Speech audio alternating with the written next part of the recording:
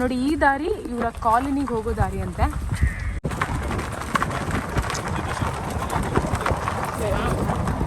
Aunty ಕಾಲೋನಿಯಲ್ಲಿ ಎಷ್ಟು ದೂರ ಇದೆ? ಬರೀ ಬಿಡ್ತೀನಿ ಬರ್ರಿ. ನೀವು ಬಂದ್ಬಿಡಿ. ಅಲ್ಲಿಗೆ ಬನ್ನಿ ಆಂಟಿ ನಿಮ್ಮ. ಹೌದಾ ಅಮ್ಮ ಕಳ್ರಲ್ಲ, ಅಲ್ಲಿಗೆ ಬರ್ತಾ ಇದೀವಿ ನಾವು. ನಿನ್ನ ನೋಡಿ ಕಳ್ಳ ಅನ್ಕೊಂಡ್ರು ಅವರು. ಬನ್ನಿ ಕಾರಲ್ಲಿ ಕರ್ಕೊಂಡು ಹೋಗ್ತೀವಿ ಅಂದ್ರು.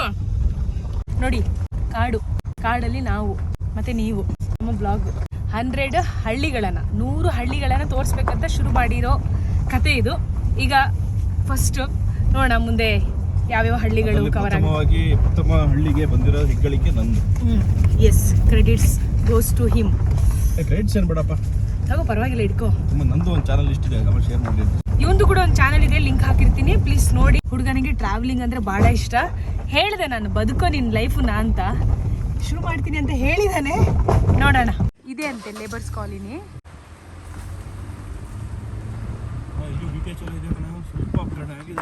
ಆಗಿದ್ದಾರೆ. ಹೌದು, ಮಾತಾಡ್ಸ್ಕೊಂಡು ಹೋಗೋಣ. ಅಂಗಡಿ ಇದೆ ಅಂದ್ರೆ ಹೆಚ್ಚು ಮಾಹಿತಿ ಸಿಗುತ್ತೆ. ಬನ್ನಿ. ಈ ಹಳ್ಳಿ ಯಾವ ರೀತಿ ಇದೆ, 20 ವರ್ಷದ ಹಿಂದೆ ಹೇಗಿತ್ತು, ಇವಾಗ ಹೇಗಾಗಿದೆ ಅದನ್ನ ತೋರ್ಸೋಣ ಅಂತ ಬಂದಿದ್ದು. ಹಾಗೆ ನಾವಿಲ್ಲಿ ಬಂದು ಸುಮ್ನೆ ವಿಡಿಯೋ ಮಾಡ್ಕೊಂಡು ಹೋಗಕ್ಕಿಂತ ನಿಮಗೂ ಒಂದ್ ಸ್ವಲ್ಪ ಖುಷಿ ಆಗ್ಬೇಕು. ಮುಂದೆ ಒಂದು ಹಬ್ಬದ ಊಟ ತರ ಮಾಡೋಣ ಎಲ್ಲರೂ ಸೇರಿ. ಎಷ್ಟು ವರ್ಷದಿಂದ ಇದ್ದೀರಿ ಇಲ್ಲಿ? ನಾವು ಹುಟ್ಟಿ ಬೆಳೆದಿದ್ದು ಇಲ್ಲೇ. 41 ವಯಸ್ಸಾಯ್ತು ನಮಗೆ. 40 ವರ್ಷ. ಇನ್ನು 28 ವರ್ಷ ಇದ್ದಂಗಿದ್ದಾರೆ. ನಾವೇ ಸ್ವಲ್ಪ ದಪ್ಪ ಆಗಿದ್ದೀವಿ. 48 ವರ್ಷದ ಥರ ಇದ್ದೀವಿ. ಹೌದು. ಇದು ಸರ್ ಎಷ್ಟು ಜನ ಇದ್ರಿ ನೀವು? ಇಲ್ಲಿ ಈಗ ಒಂದು 50-60 ಮನೆ ಕುಟುಂಬ ಇದೆ. 50-60 ಕುಟುಂಬ ಇದೆ. ಜನ 50 ಕುಟುಂಬ ಅಂದ್ರೆ ಎಷ್ಟು? ಎಲ್ಲ ಇದ್ದೀವಿ. ಎಲ್ಲ 200 ಜನ, 150-200 ಜನ ಇದ್ರೆ ಆಗಿರ್ಬೋದು. ಒಂದು 5 ವರ್ಷದಿಂದ ಎಷ್ಟಿತ್ತು? 5 ವರ್ಷದ ಹಿಂದೆ ಆದ್ರೆ ಒಂದು 100 ಚಿಲ್ಲರೆ ಇತ್ತು. 10 ವರ್ಷದಿಂದ? 10 ವರ್ಷ ಹಿಂದೆ ಆದ್ರೆ ಜಾಸ್ತಿ ಇತ್ತು, ಒಂದು 150-160 ಮನೆ. 20 ವರ್ಷದಿಂದ? 20 ವರ್ಷದಿಂದ ಒಂದು 200 ಚಿಲ್ಲರೆ. ಕಂಪನಿ ರನ್ನಿಂಗ್ ಇದ್ದಾಗ 500-600 ಚಿಲ್ಲರೆ ಮನೆ. ಇಲ್ಲಿ ಶಾಲೆ ಇತ್ತು, ಅಂಗಡಿಗಳಿತ್ತು. ಕಾಲಕ್ರಮೇಣ ಎಲ್ಲ ಕಮ್ಮಿ ಆಗ್ತಾ ಅಂದ್ರೆ ಜನ ಹೋಗ್ತಾನೆ ಇದಾರಲ್ಲ. ಆಮೇಲೆ ಸರ್ ಮೂಲಭೂತ ಸೌಕರ್ಯ ಸಿಗ್ತಾ ಇದೆಯಾ ಇಲ್ಲಿ? ಮೂಲಭೂತ ಸೌಕರ್ಯ ಅಂತ ಹೇಳಿದ್ರೆ ಏನು ನೋಡಿದ್ರೆ ಗೊತ್ತಾಗ್ತಲ್ಲ ಮನೆಗಳು. ಏನು ಸಿಗ್ತಾ ಇಲ್ಲ. ಸರ್ಕಾರಿ ಸವಲತ್ತುಗಳು ಸಿಗ್ತಾ ಇದೆಯಾ ಇಲ್ಲಿ? ಇಲ್ಲ ಏನು ಸಿಗ್ತಾ ಇಲ್ಲ. ಏನು ಸಿಗಲ್ಲ ಅಂದ್ರೆ ಕಾರಣ ಇಷ್ಟೇ, ಪಂಚಾಯತಿ ಇಲ್ಲ. ಇದಕ್ಕೆ ಪಂಚಾಯತಿ ಮೆಂಬರ್ ಇಲ್ಲ. ಇದು ಅಧಿಸೂಚಿತ ಪ್ರದೇಶ ಇದೆ ಅಂದ್ರೆ ಡಿಸಿ ಫಂಡ್ ಇದೆ, ಬಟ್ ಇನ್ನು ಬಳಸಲ್ಲ. ಇದು ನಮಗೆ ಕ್ರಮೇಣ ಇದೇನು ಉಳಿಯಲ್ಲ ಇಲ್ಲಿ. ನೋಟ್ ಅಧಿಸೂಚಿತ ಪ್ರದೇಶ ಮೀನ್ಸ್ ಇದು ಅಧಿಕಾರ ಬಂದು ಡಿಸಿ ಮತ್ತೆ ರಾಜ್ಯಪಾಲರದಾಗಿ. ಓಕೆ, ಅವ್ರು ಕೂಡ ಮಾಡಬಹುದಲ್ಲ? ಮಾಡಬಹುದು, ಬಟ್ ಇನಿಷಿಯೇಟಿವ್ ತಗೋಬೇಕು ಅವರು. ತುಂಬಾ ಇದೆ, ಫಂಡ್ ಇದೆ. ಇಲ್ಲೊಂದು ಕುದುರೆಮುಖ ಇದೆ, ಇಲ್ಲೊಂದು 200 ಕುಟುಂಬ ಇದೆ. ಅವ್ರಿಗೆ ಏನಾದ್ರು ಡೆವಲಪ್ ಮಾಡಬೇಕು ಅನ್ನೋ ಇನಿಷಿಯೇಟಿವ್ ಯಾರು ತಗೋಬೇಕು?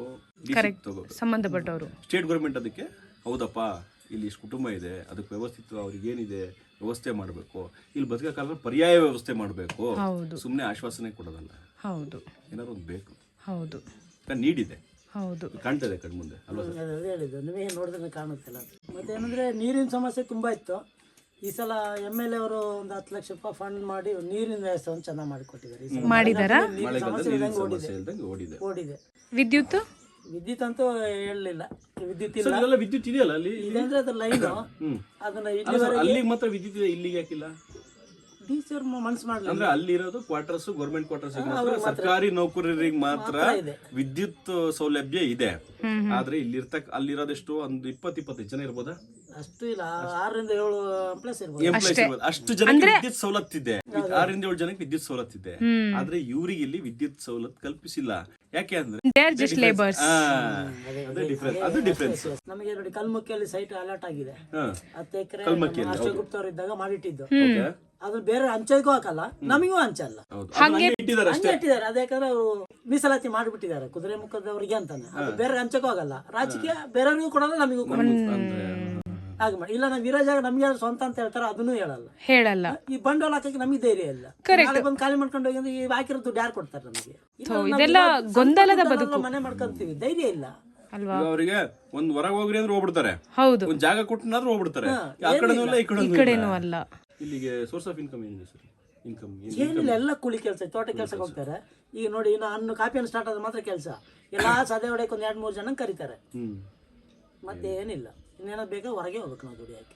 ಕೆಲಸ ಸುಮಾರು ಮನೆ ಇದ್ದು ಹಿಂಗೆ ನೋಡಿ ಎಲ್ಲ ಖಾಲಿ ಮಾಡಿ. 200 ಜನ ಸಿಗ್ತಾರೆ ಇಲ್ಲಿಗ?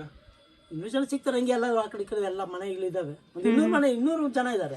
ನಮ್ದು ಉದ್ದೇಶ ಏನಂದ್ರೆ ಇಲ್ಲಿ ಬಂದು ನಾವು ದೊಡ್ಡ ಮಟ್ಟಕ್ಕೆ ಏನು ಬದಲಾವಣೆ ಮಾಡಕ್ಕಾಗಲ್ಲ. ಮಾಡಬೇಕು ಅಂತ ಸರ್ ಒಂದು ಅವಕಾಶ ಇದರ ರಾಜಕೀಯ ರಹಿತವಾಗಿ ನಾವಿಲ್ಲಿ ಬಂದು ನಿಮ್ ಜೊತೆ ಒಂದು ಹಬ್ಬ ಮಾಡಬೇಕು ಅಂತ ಇದ್ದೀವಿ ಸರ್. ನಮ್ಮ ಬಾಲ್ಯ ಸ್ನೇಹಿತೆಯವರು ಪ್ರಥಮವಾಗಿ ಚಿಕ್ಕಮಗಳೂರು ಜಿಲ್ಲೆ ಆದ್ರಿಂದ ಕುದುರೆಮುಖದಿಂದನೇ ಶುರು ಮಾಡೋಣ. ಯಾಕಂದ್ರೆ ನಮ್ಮ ಜಿಲ್ಲೆಯಲ್ಲಿ ಬೇರೆ ಹಳ್ಳಿಗಳಿಗಿಂತಲೂ ಕುದುರೆಮುಖ ವಿಭಿನ್ನವಾದದ್ದು.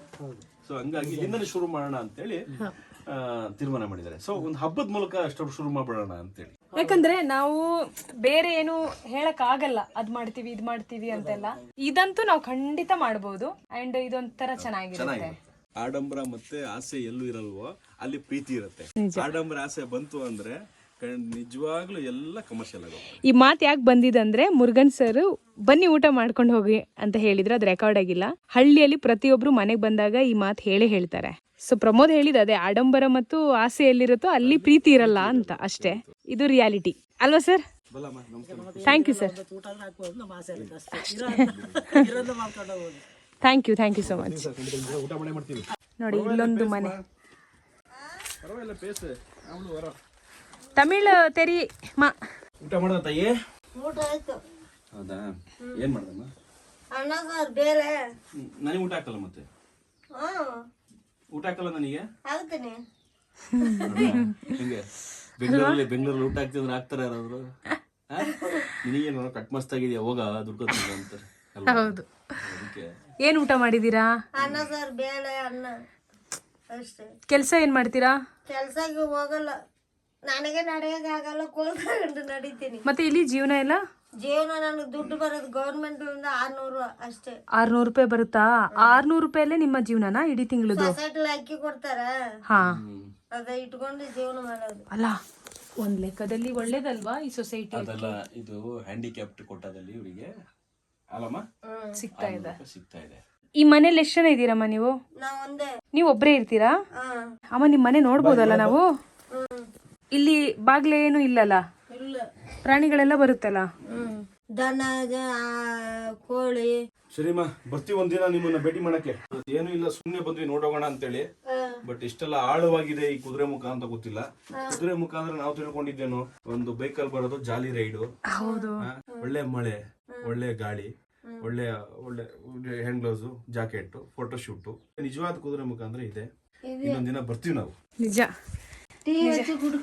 ಅಯ್ಯೋ ಥ್ಯಾಂಕ್ಸ್ ಮಾ, ಅಷ್ಟೇ ಹೇಳ್ತಾ ಇದ್ದೀರಾ? ಅಷ್ಟೇ ಸಾಕು. ಪ್ರಮೋದ್ ಇವಾಗ ಹೇಳಿದ ಮಾತು ತುಂಬಾ ಅರ್ಥಗರ್ಭಿತ. ಎನ್ಆರ್ ಪುರ ನಮ್ದೂರು. ಹಾ, ನಾನು ಒಂದು 100 ಹಳ್ಳಿಗಳನ್ನ ಅಂದ್ರೆ ವಿಶೇಷ ಮತ್ತು ವಿಚಿತ್ರ. ಈ ಹಳ್ಳಿ ವಿಚಿತ್ರ ಅಲ್ಲ, ಇದು ವಿಶೇಷ. ಎಷ್ಟೋ ಜನಕ್ಕೆ ಅದಿಲ್ಲ ಇದಿಲ್ಲ, ನಮ್ ಬದುಕು ಹೀಗೆ ಹಾಗೆ ಅಂತ ಅವ್ರಿಗೊಂದು ಏನಾದ್ರೂ ಒಂದು ಲೆಸನ್ ಸಿಗ್ಬಹುದೇನೋ. ಸೊ ಹಾಗಾಗಿ ಈ ಹಳ್ಳಿನ ಆಯ್ಕೆ ಮಾಡ್ಕೊಂಡೆ. 100 ಹಳ್ಳಿಗಳನ್ನ ಭಾರತದಲ್ಲಿ ತೋರಿಸೋ ಪ್ರಯತ್ನ, ಅದರಲ್ಲಿ ಮೊದಲನೇ ಹಳ್ಳಿ ಇದು. ನನ್ನಿಂದ ಏನ್ ಸಹಾಯ ನಿಮಗೆ ಆಗುತ್ತೋ ಗೊತ್ತಿಲ್ಲ. ಒಂದಿನ ಒಂದ್ ಒಳ್ಳೆ ಹಬ್ಬದ ಊಟ ಮಾಡೋಣ ಆಯ್ತಾ? ಖುಷಿ ಇದೆಯಾ? ಆದಷ್ಟು ಬೇಗ ಬರ್ತೀನಿ. ಕೈ ಕೊಡಿ, ಓಕೆನಾ? ಸರಿ, ಬಾಯ್. ಏನೇನು ಬೇಜಾರಿಲ್ಲ, ಪರವಾಗಿಲ್ಲ. ಸರಿ, ಬರ್ತೀನಿ.